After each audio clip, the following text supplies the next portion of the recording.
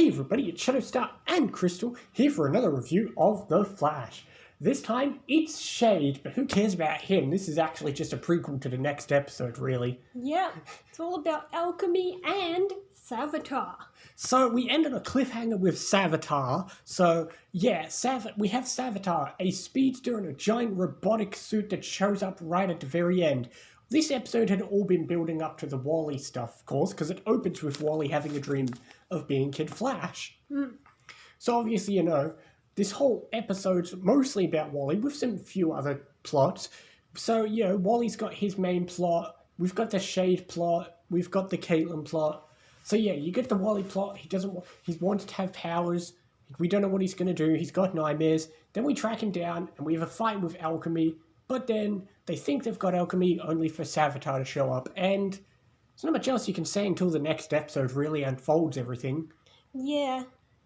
But, I mean, it's exciting nonetheless. Yeah, definitely. It's exciting nonetheless, and there's some things we'll talk about with Alchemy eventually, but... Yeah, there are things, like, it is interesting seeing it now that we know stuff. Yeah, there's things there's very interesting things about Alchemy. Which we can't even say because we keep these reviews spoiler-free. Well, Savitar's just a whole big spoiler. But, yeah, we do have a fun little side plot with HR because we realise he's got this face technology, so he doesn't have to hide like Harry. He can go out. Yeah. Why is... Also, last episode we found out HR was living with Cisco. Why doesn't he live at Star Labs like Harry did? We don't know if he is living with Cisco. I didn't see him at the house. He did! Either this episode or last episode when Barry was there, he said, oh, we've got another house guest. Yes, he called him a guest. Guest as in he doesn't belong on this world. Okay, I assumed it meant he was staying with Cisco. Nah. Whatever, we also have the Caitlin stuff, and we find out her powers are getting stronger, she's trying to use the cuffs, Cisco vibes him fighting Killer Frost in the future. Yeah, but what if it's Killer Frost from another Earth? Or a vibe from another Earth? Well, I don't know, anything's possible with these vibes, who knows what it is. The future is never what you think it is. Yeah. It's a bit like the dreams where they're never quite what they seem, but they always match up in the end. Yeah. But yeah, obviously the Caitlin stuff will be building to stuff next time based on next episode's title. But yeah, that's the thing. We had the Shade villain. I mean, he was all right, but it's weird they titled the episode after him when he's like, in the end, he feels like a C-plot. I would have called it, like, Alchemy or Kid Flash or something. Yeah, you could have called it, like, Kid Flash or, I don't know. I mean, I wouldn't have called it anything related to Savitar, because that's a big spoiler at the end.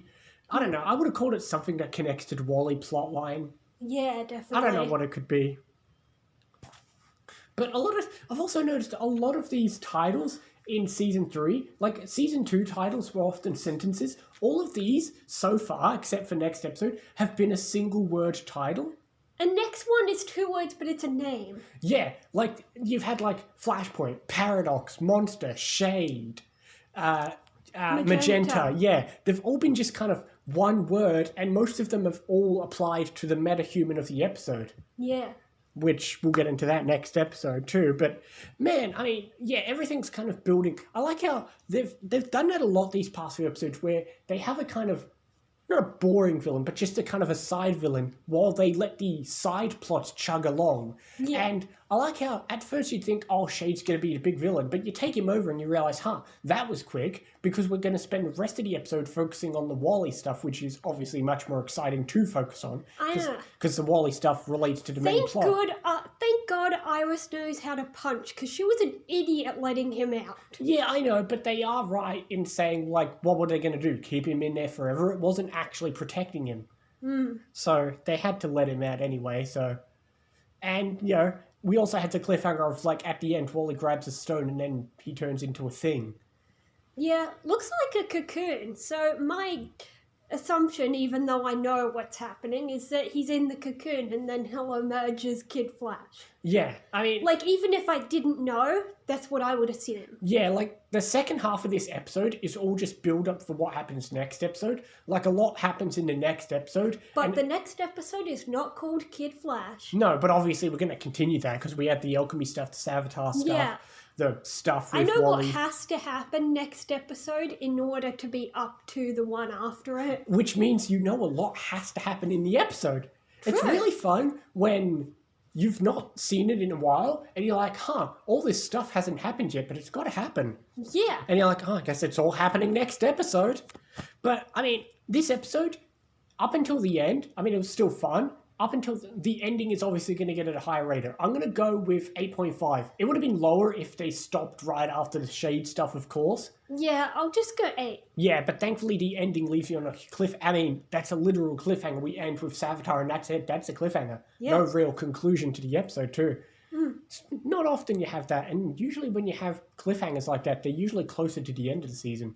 True. But what's next episode called? Killer Frost. Well, we know what plotline we're going to be dealing with, so yeah. Even though, that's the thing, well, now we know what plotline has to pay off anyway, because obviously we had the Caitlyn stuff, but it didn't build up to anything. But now we know it has to. Mm. But yeah, we'll find out what happens with Killer Frost, Wally, and other stuff next time. See you next time, guys. See you next time.